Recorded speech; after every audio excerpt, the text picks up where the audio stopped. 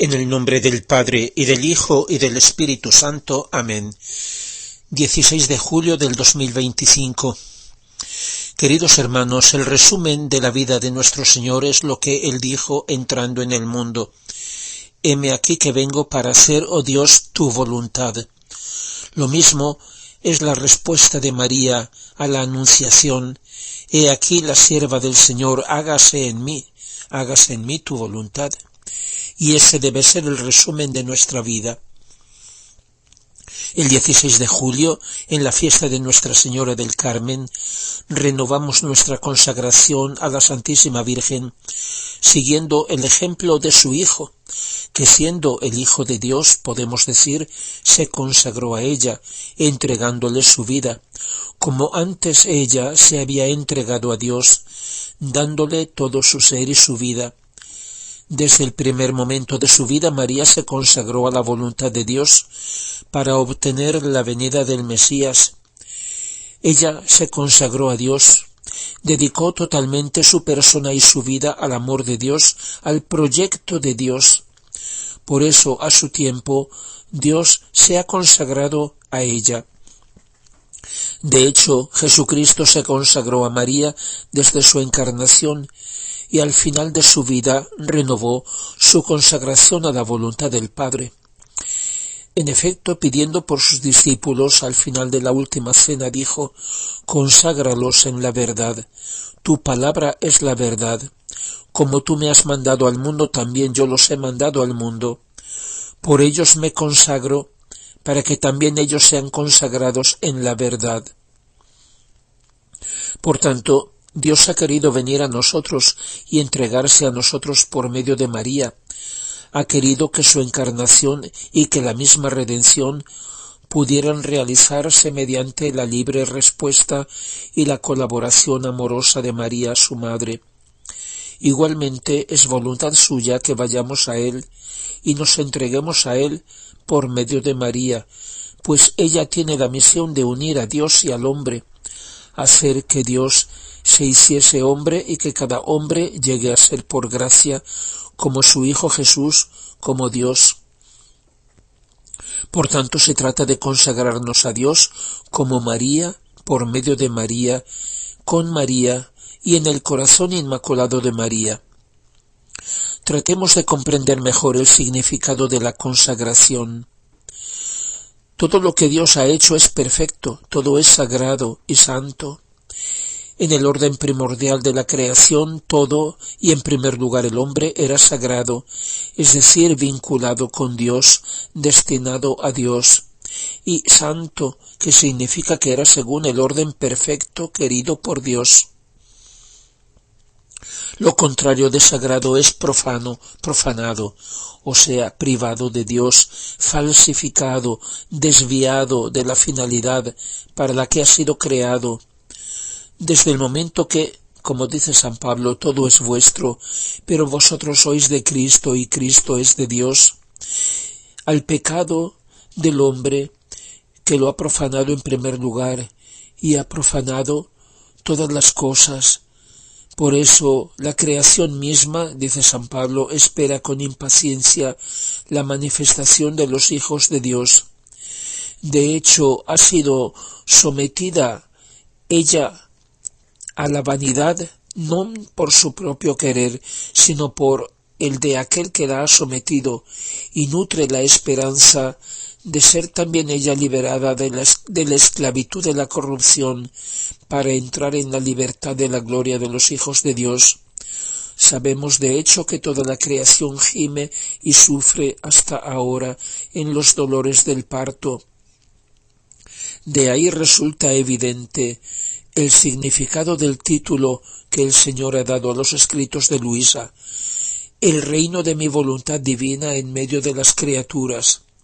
Libro de cielo, la llamada a la criatura, al orden, a su puesto y a la finalidad para la que fue creada por Dios.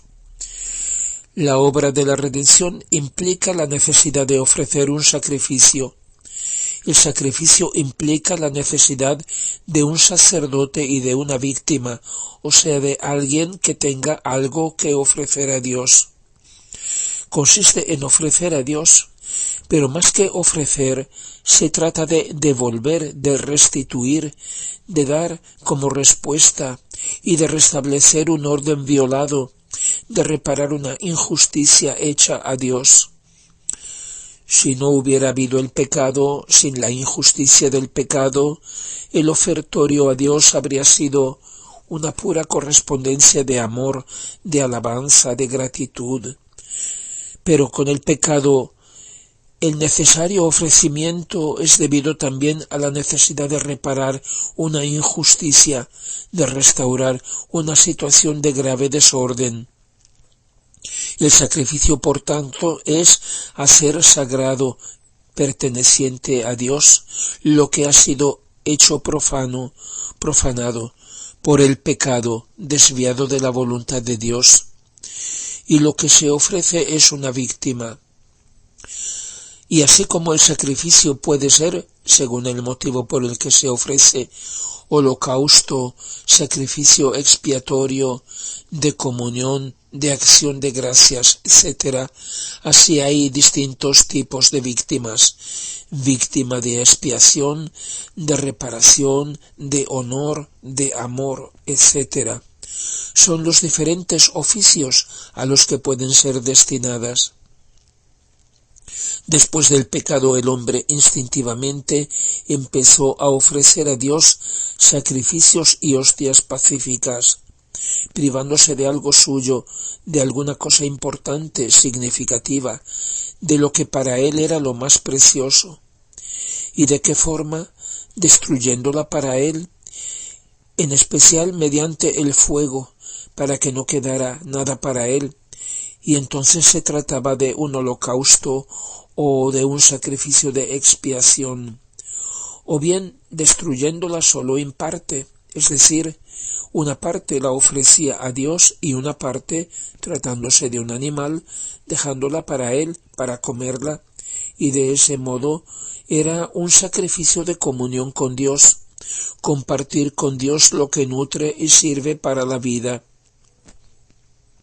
En un determinado momento de la historia de las relaciones del hombre con Dios, aparece la figura de Melquisedec, rey y sacerdote del verdadero Dios, que ofrecía a Dios pan y vino, el alimento humano pacífico, y le dio también a Abraham como signo de comunión sagrada, bendiciéndolo. Pero Dios no busca nuestras cosas, es Él quien nos las da. Dios nos quiere a nosotros, quiere eso nuestro que se reveló a Él, eso que arrastró al hombre y con el hombre toda la creación al desorden y al abominio de la profanación. Dios quiere nuestra libre voluntad. Dice el profeta Miqueas: ¿con qué me presentaré al Señor y me postraré ante Dios Altísimo? Me presentaré a Él con holocaustos, con terneros de un año. ¿Agradarán al Señor miles de corderos y torrentes de aceite a miríadas?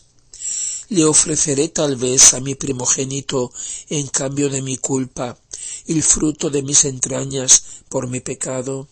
Hombre, se te ha enseñado lo que es bueno y lo que el Señor te pide, que practiques la justicia, que ames la piedad, que camines humildemente con tu Dios.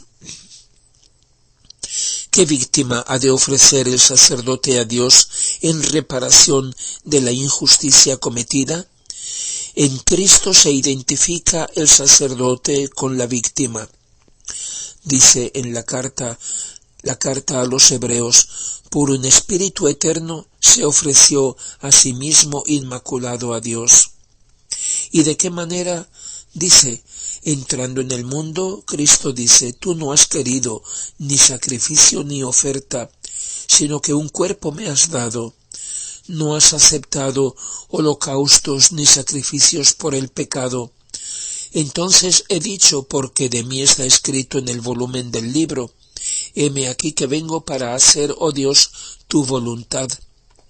Después de haber dicho: no has querido y no has aceptado ni sacrificios ni ofertas, ni holocaustos, ni sacrificios por el pecado, todas esas cosas que se ofrecen según la ley, añade: heme aquí que vengo para hacer tu voluntad.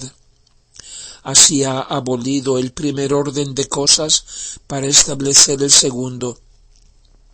Y precisamente es por esa voluntad por la que hemos sido santificados, mediante el ofrecimiento del cuerpo de Cristo hecho de una vez para siempre. También el discípulo de Cristo, el cristiano, debe ofrecerse a sí mismo a Dios. Dice San Pablo: os exhorto, hermanos, por la misericordia de Dios, a que ofrezcáis vuestros cuerpos como sacrificio viviente, santo y agradable a Dios. Ese es vuestro culto espiritual.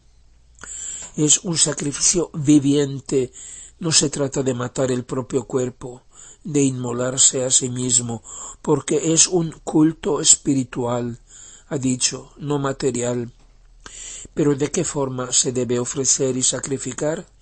Haciendo que sea consagrado, o sea, sacrificado, hecho sagrado, perteneciente a Dios, al servicio de Dios, dedicado a hacer su voluntad.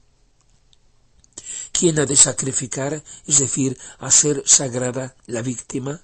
Alguien que es ya sagrado, es decir, el sacerdote. El sacerdote sacrifica, o sea, consagra la víctima. Pero como Cristo se ofreció él mismo, así el cristiano, que por el bautismo está unido a Cristo y es sacerdote de sí mismo, no ha de ofrecer víctimas ajenas, sino la víctima propia a sí mismo, precisamente la propia libre voluntad, eso que llamamos el corazón del hombre. Sólo así se hace santo. Ahora bien, una hostia no puede consagrarse a sí misma, hace falta un sacerdote que la consagre en la misa, que pronunciando las palabras de Cristo cumpla su sacrificio de un modo incruento. La hostia al instante es transformada. De golpe deja de ser harina de trigo y se convierte en el cuerpo, sangre, alma y divinidad de Jesucristo, bajo los velos accidentales de la hostia. Por el contrario, tratándose del hombre, por el bautismo es habilitado a ofrecer el sacrificio de sí mismo y por tanto puede consagrarse a sí mismo. Gracias a esa voluntad divina que hecha por él le da el poder de transformarse en Cristo. Y dice San Pablo: todos nosotros a cara descubierta, reflejando como en un espejo la gloria del Señor, somos transformados en esa misma imagen suya de gloria en gloria, o sea, poco a poco, mediante la acción del Espíritu del Señor. Además, si la hostia es consagrada o transformada al instante, es porque no tiene una voluntad con la cual pueda interferir en la acción de la voluntad divina que la consagra, mientras que en el hombre, teniendo una voluntad suya propia, esta consagración o transformación en Cristo tiene lugar, si es que sucede, poco a poco, en la medida que su querer humano cede el puesto al querer divino.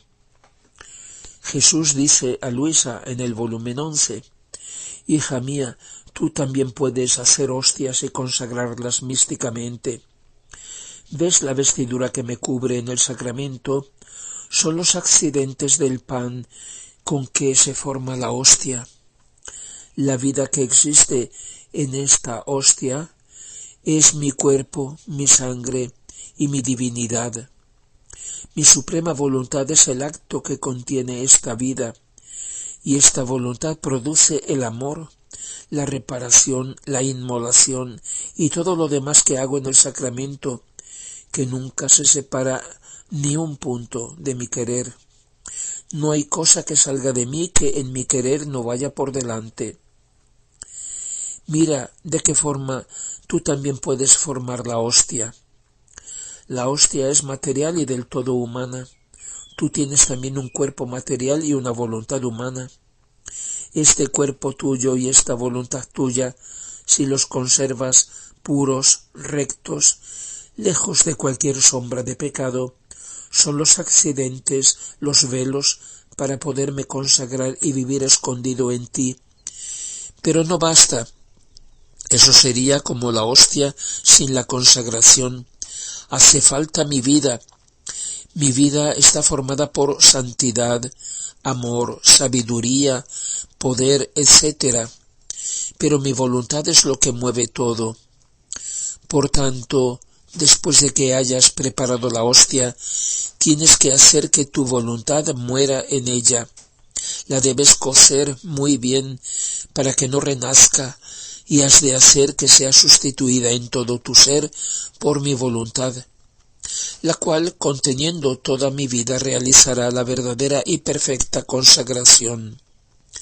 De manera que ya no tendrá vida el pensamiento humano, sino el pensamiento de mi querer, el cual consagrará mi sabiduría en tu mente. Lo humano, la debilidad, la inconstancia ya no tendrán vida, porque mi voluntad formará la consagración de la vida divina, de la fortaleza, de la firmeza y de todo lo que yo soy. Así que cada vez que hagas que tu voluntad corra en la mía, tus deseos y todo lo que eres y puedes hacer, yo renovaré la consagración.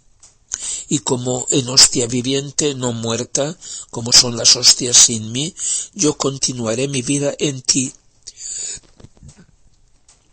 Cada mañana con palabras mías, y en nombre de todos mis hermanos digo: oh María, Madre de Jesús y Madre mía, yo te entrego y te consagro mi vida, como ha hecho tu Hijo Jesús.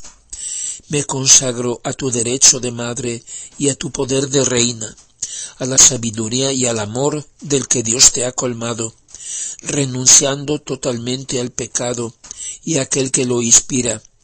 Te entrego a ti mi ser, mi persona y mi vida, y especialmente mi voluntad, para que tú la conserves en tu corazón materno y la ofras al Señor junto con el sacrificio que tú hiciste de ti misma y de tu voluntad. En cambio, enséñame a ser como tú, la voluntad divina, y a vivir en ella. Amén.